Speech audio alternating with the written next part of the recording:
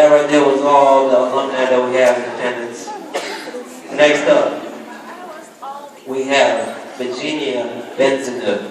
She is 24 years old and from Virginia Beach, VA. Shout out to 757.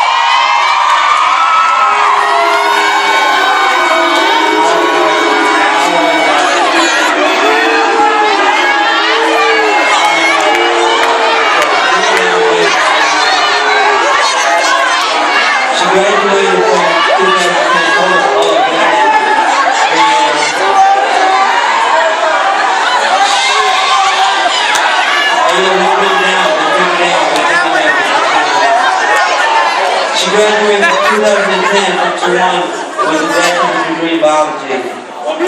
She's a 4-year member of the cheerleading squad. She was a peer mentor. She's also a full member of the ISC. She represents the country of Morocco, which is in North Africa. She's currently a student at Norfolk State University and will be graduating with her ADN in registered nursing in May. So as you can see, she has a thing going on. She's also a gymnast coach. And once again, if you have not met her, she's one of our own alumni, and please give it up for Virginia Benston.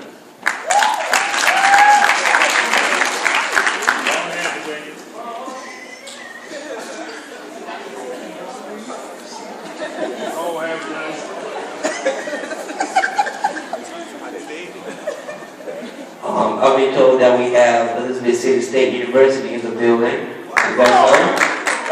Alright, thank you for coming. Hey. Hold on.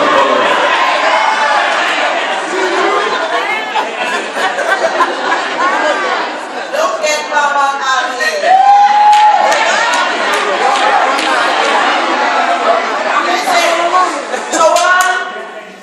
Chowan, we know better, right? They came all the way from Elizabeth City to come and support us. So you better give it up.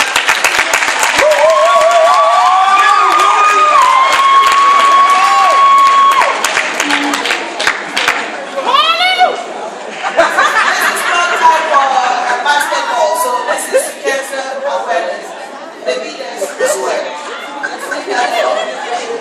Okay, let's have a good time tonight, okay?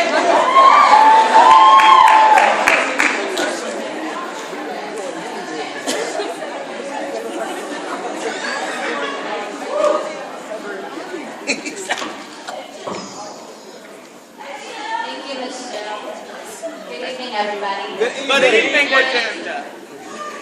Well, it's hard to believe that the last 2 times I was on this stage, I was giving my inspirational speech for Steve Harder's public speaking class, and I was walking in the show.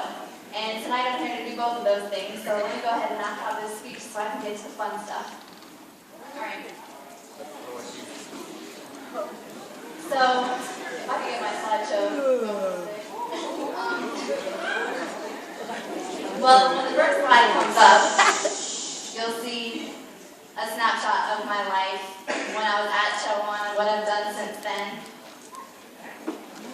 Maybe we can get the slideshow. There we go. Okay. So, as you can see, I was a cheerleader. I did the fashion shows when I graduated. I also did a little bit of cheerleading at Norfolk State. Go on, girl. So, you guys are probably thinking, why am I here to talk to you guys? I'm just like any of you. These are pictures that any of you guys could have, taken, activities you could have been involved in. There's one thing about me that makes me different from you guys. My story starts in June of 2012. I went to the doctor because I was having back pain.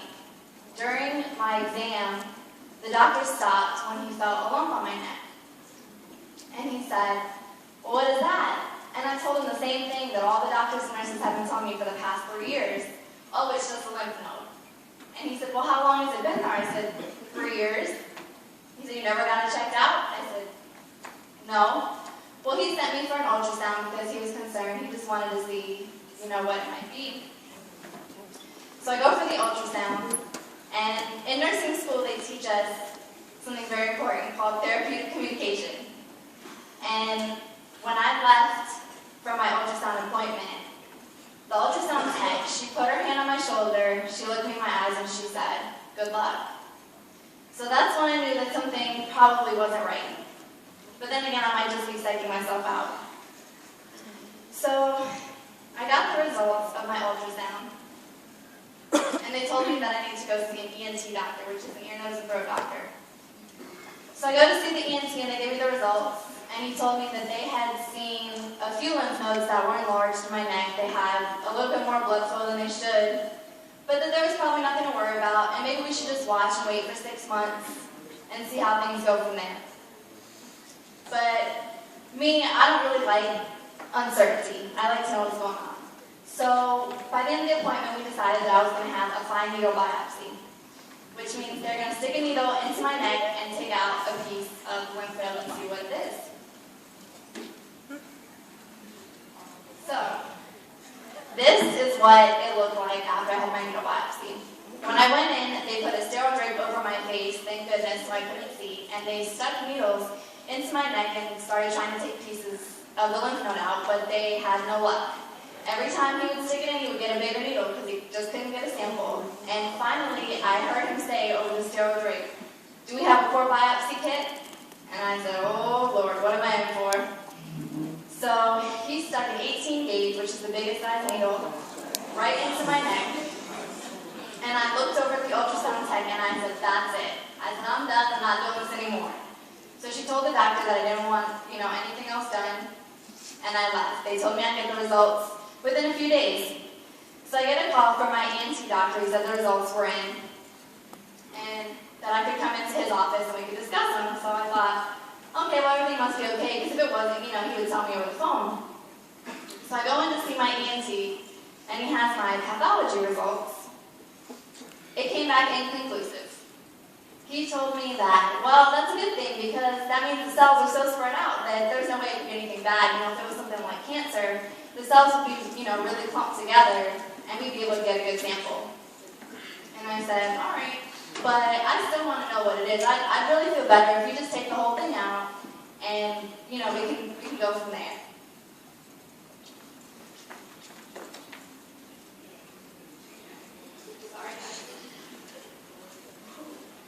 Alright, so the next step was my excisional biopsy, as it's called, where they take out the entire lymph node, they send it off, and they get the results of what it is. So I go in early in the morning. One of my nursing friends met me there. It was me, my mom, and my friends. They took me in. It was about an hour, made a small 1-inch incision on my neck, and they took out the lymph node. And while I was still half asleep, the doctor went and talked to my mom and said, everything looked really good in there. He was very positive about it. He said, she probably just had mono at some point and the lymph node never went down. So we went home feeling pretty good about it. I thought, I'm just going to have this scar on my neck, this little tiny scar, and that'll be it. This is the day that I went in for my excisional biopsy. That's me with one of my friends before and after. And the one on the bottom was my neck a week later. Not too bad. Alright, well, 2 days after I had my excisional biopsy, I was laying in bed, and I got a phone call on my cell phone, and I recognized the number as my doctor's office. So I said, oh, he must just be calling to check on me. So I answered the phone, half asleep. I said, hello? And he said, hi, Virginia, how are you doing? And I said, oh, I'm doing pretty good. I'm still kind of drugged up on my medicine and everything like that, kind of early in the morning. He said, I called because your pathology results came back. And I said, okay. He said, you have papillary thyroid carcinoma, thyroid cancer. In my shock and disbelief, the only thing I could think to do was I had a little notepad next to my bed, and I wrote 2 things on it. Papillary carcinoma, need MRI. Those are the only 2 things that I wrote down from the whole conversation. And he told me, he said, I know school is so important to you, you're doing nursing school, but there's just no way that you're going to manage to do this without missing some school. And I told him, watch me. You better go ahead. Before I got off the phone with him, I actually laughed, and I said, it's a good thing you did the surgery after all, because his first plan was to wait for 6 months. By the point that they caught it had already been there for at least 3 years. While I was still a student here at Chowan University, in my room in Nixon, I had this lump on my neck that everyone told me was nothing. It had already spread outside of my thyroid and into my lymph nodes. And the whole time they told me that it So the next day they scheduled me for an MRI. And I got off the phone with the doctor, and I didn't know what to do. I was by myself. My mom and my sister just happened to be out. They went to get groceries. My dad was asleep. And I just remember picking up my phone and walking to his room, and I dropped my cell phone on the bed, and I said, "Dad, the doctor just called. I have cancer." And so when my mom and my sister got home, I told them too. And that's when I decided that I wasn't going to tell anybody. I didn't want anybody to know that I had cancer. I didn't want to be that person. So I decided I was going to keep it to myself because I was afraid I was going to get kicked out of the nursing program. They would somehow say that it was unsafe for me to be there, unsafe for my health, or something like that. And nursing is everything that I've ever wanted, and I wasn't going to let anybody take that from me. So I had to go back and see my ENT a few days later, and he was excited. He was excited because he had never seen a case like mine, somebody so young, but he didn't know how to do the surgery that I needed to have done, but he was going to try to do it. He said he would just have somebody watch him do it. Well, you can imagine how upset he was when I said, I actually have my own plan. I said, I'm not having surgery until December because I'm not missing school. He thought I was crazy. My boyfriend calls me crazy all the time, so it must be true. So, I was upset at this point because I felt like everybody was against me. I felt like people were starting to doubt me. People were saying that, I couldn't do it without missing school, that I was going to have to give up my dreams. I felt like they were telling me to give up everything because of cancer. And I said, no, I'm not going to do it. So I went to my primary care doctor, the one who found the lump in the first place, and I was hoping to get some kind of reassurance that, it's okay to wait 4 months. It's been here for all these years. 4 more months isn't going to make a difference. And that's not what I got. Without even reading the results of my MRI, even knowing anything about thyroid cancer, he told me I was not going to live to see my next birthday if I didn't have surgery in 2 weeks. He said he could call in some favors, he was going to get me on the books in 2 weeks. And I said, no, I'm having surgery in December. So I left there feeling pretty defeated and disappointed, and I think I even cried because I just felt like the whole world was against me. So, at this point, I learned life lesson number 1 from cancer. Doctors don't know everything. You know your body. If you know something is wrong, trust your instincts. It could save your life. To this day, I still wonder what would have happened if they would have found it sooner. All the doctor appointments where they check your thyroid, and they missed a tumor the size of a quarter on my thyroid and all the lymph nodes that it had already gotten into. So, I go back to school about a week later, and not 2 weeks after that, my niece Casey, she was 14 years old, she passed away from brain cancer. I didn't tell her that I had cancer because here she was dying. I knew she was probably the only people that could relate to what I was going through, but I didn't tell her because I didn't want to add that burden onto her. So I went to her funeral in August, and hearing people speak about her and the person that she was and how brave and how strong she was is what gave me the courage to start telling people that I had cancer. I didn't have to hide it anymore. I made a post on Facebook and I told the whole world that I had cancer.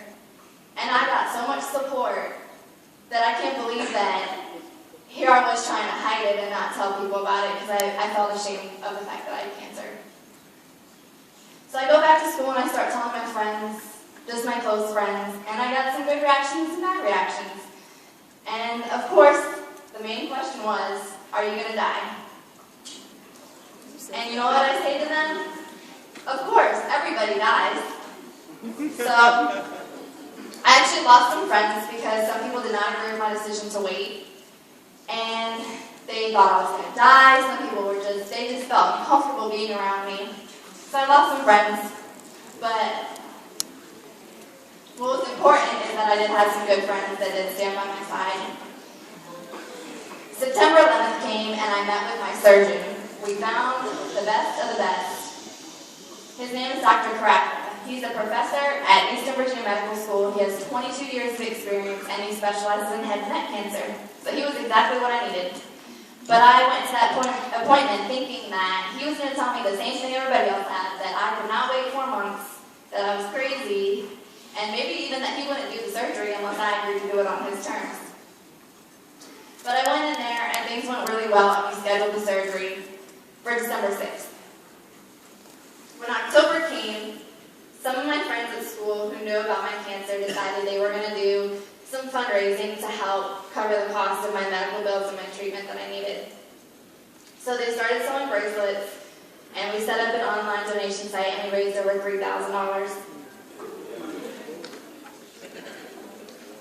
Right before my surgery, we had a meeting, and it was called Voices Day. It's a thing that all the nursing students, they get together and they talk about things that are going on in the nursing program. And at this Voices Day, my professors and my fellow classmates made a big circle around the classroom, and they prayed for me.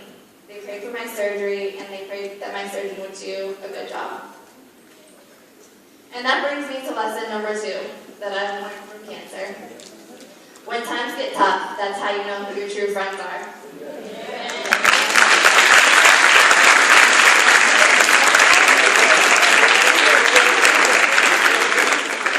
So I finished the semester, I made it through the 4 months, but all this time I spent being positive. Finally, about a week before surgery, I started having this little doubt in my mind that maybe things wouldn't go so well. How many people go into surgery for something simple and never come out of it? And I thought, that could be me. So, I went through my room, and I took out all the things that if I was to die, I would not want my parents to find. I put them in a bag, and I gave them to my boyfriend, and I said, here, hold on to this stuff. So just in case something happens to me, my parents don't have to have that as a last thought of what kind of person I was.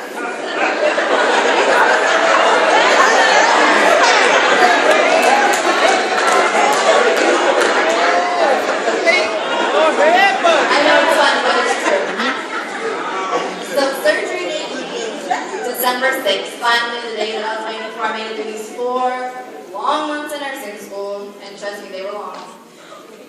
Surgery day came, I went to check in, it was about 6 something in the morning, go upstairs. Before I even got there, one of my professors and one of my classmates were already sitting there waiting for me. A couple of my other classmates met us a couple minutes later. They took me back and they got me prepped for surgery.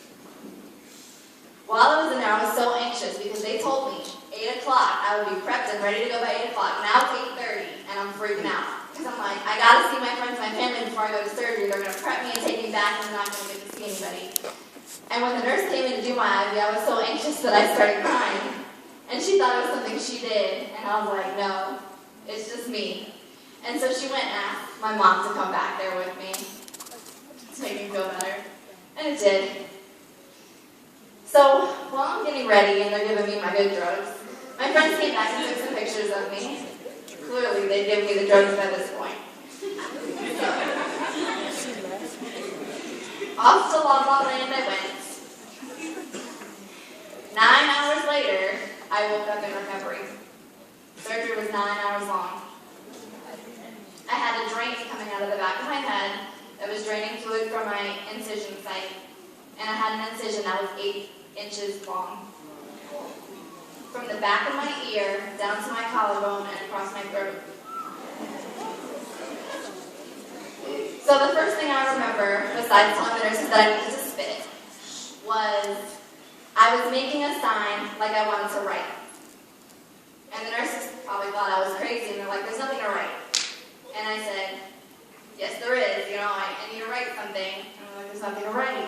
And so with all the strength that I could find, I whispered, I made it. And the nurses said, yes, you made it.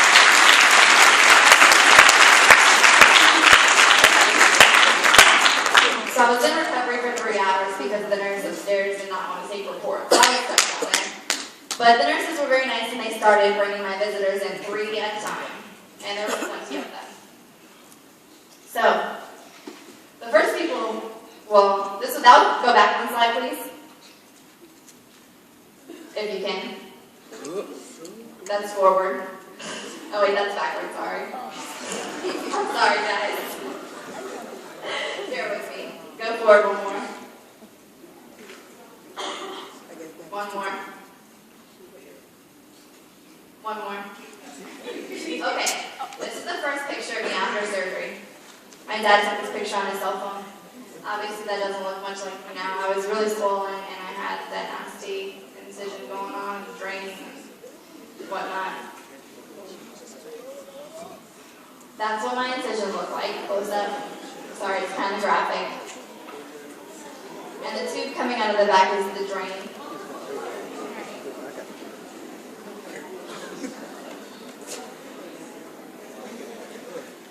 These pictures to anyone else would be horrible. Who would show these pictures to anybody? I look like death. I'm pale. I just look ridiculous. But you know what? These are my favorite pictures because they show me that's where I was and this is where I am. Oh, yes. You gotta say so! My favorite picture is the second one, my sister putting chapstick on me. I really, really needed it. That is one of my nursing friends and one of my instructors who came to see me after my surgery. And this is my x-ray because when I woke up, I was having a really bad pain in my tooth and I looked to my nurse and I said, my crown is missing. And she said, what do you mean? I said, well, it was there before I went into surgery and it's not there now. I had this nasty cough. So they sent me for an x-ray. There's my crown. It was in my stomach. They knocked it out when they were putting my breathing tube in, and that's the actual x-ray of them showing my crown in my stomach.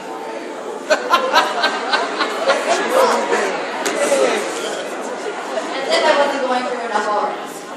So then my surgeon, who felt very bad about the situation, he called in a favor from a dentist that he knew, who came to the hospital later that day with a grocery bag full of goodies. He had Novocaine and crowns and tools in a grocery bag, and I was like, oh man. He put that temporary crown and I was so glad to see him go. So, the first time I saw myself in the mirror, I didn't even recognize myself. I had this big incision that I've been avoiding looking at for the first day pretty much, but I saw it and I started getting used to seeing what it looked like, and I knew that at some point it was going to fade away and this whole thing would probably just become a distant memory. While I was in the hospital, I did have some issues. I had a fever, my blood pressure was low.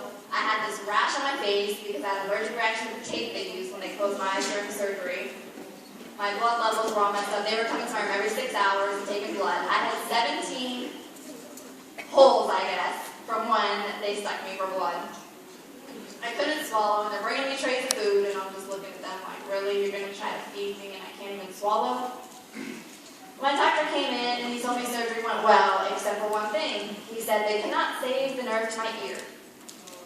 The cancer had already wrapped itself around my ear nerve. And he said, in my professional opinion, you'll never get that feeling back. And I was just like, okay. Small price to pay, I guess. So, he also told me I would need PT because my shoulder, they cut a lot of nerves and muscles and things. I was going to need PT to be able to lift my arm above my shoulder. By the next day, I already lifted my arm over my shoulder.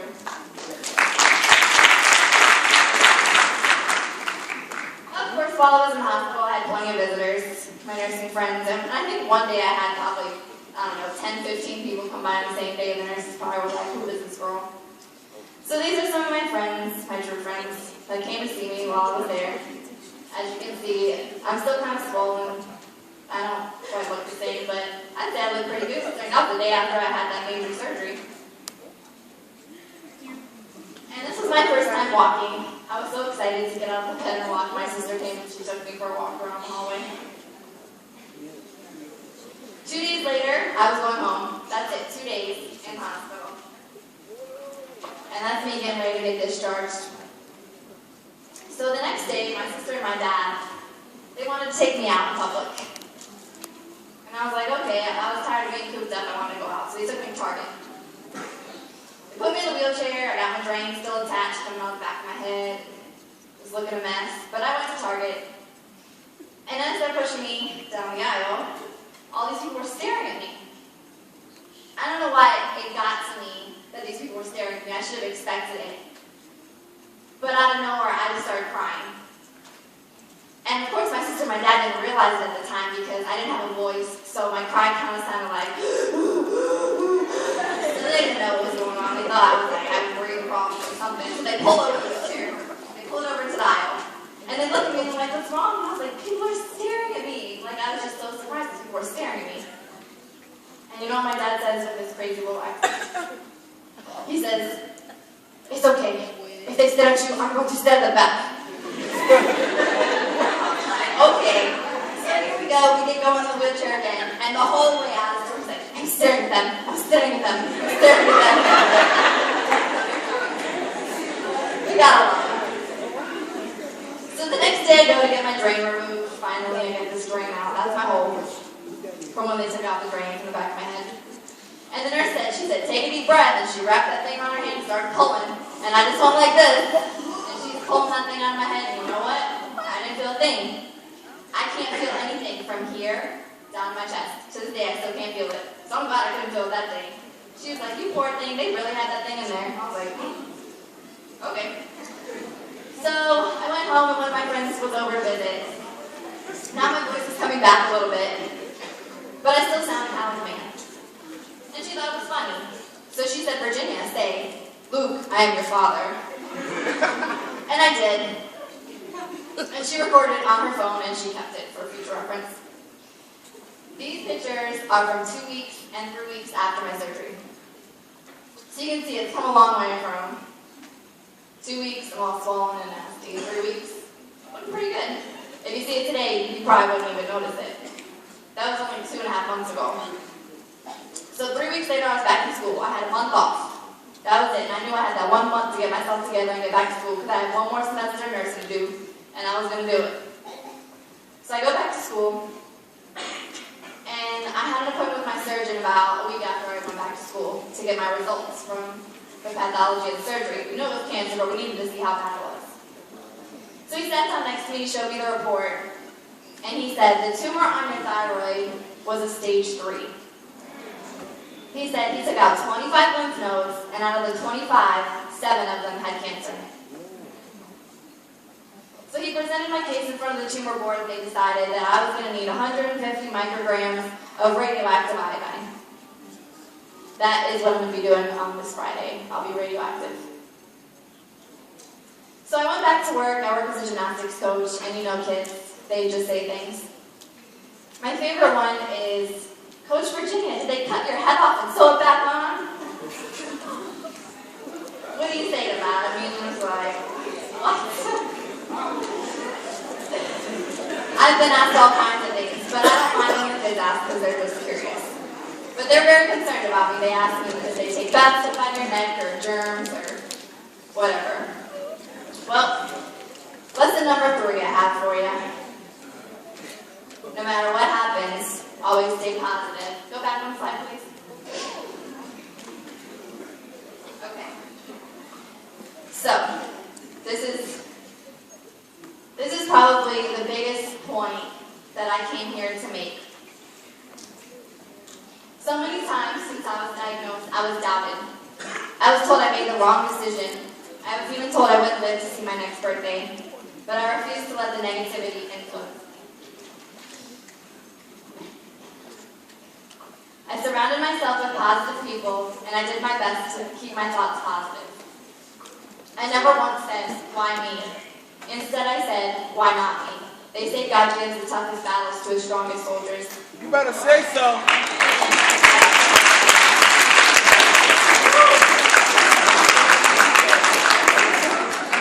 From the moment I was given that diagnosis, I consciously made the decision to be a fighter and not a victim. Oh, yes. I decided to stay positive and not let cancer define me. Of course, there were good days and bad days, but my attitude determined my everyday. I kept busy and never gave negativity the chance to overtake my thoughts. I can't tell you how many times someone has told me, I don't know what I would do if that happened to me. And I always say the same thing. You would do whatever you have to do. Cancer cannot stop me from achieving my hopes and dreams for a bright future. All right. Cancer cannot break my spirit on the toughest day of my life. I use those tough days to make me stronger, and I use the good days as a reminder of hope. The outcome of almost any situation can be determined by your attitude. Always stand strong. There will be days that people and even certain situations will try to get the best of you. That's when you stand taller and say, I'm better than that. Choose to be positive. Choose to stand strong. That's great ammunition for life. Cancer has taken so much from me, but it has also given me so much. I have learned to appreciate the small things in life because tomorrow is promised to no one. Cancer cannot take my dream of becoming a nurse from me. I will graduate in May with my ADN and register nurse.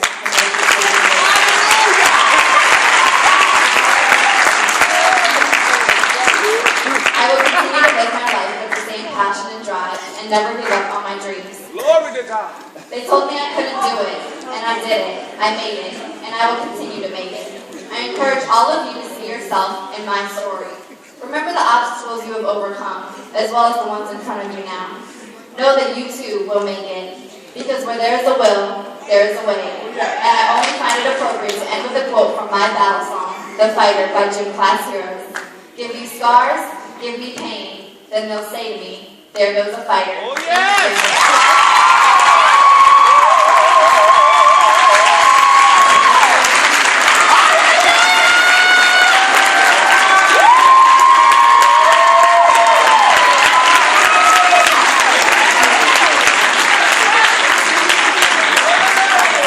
Once again, give it up for the female. As you can see, she's a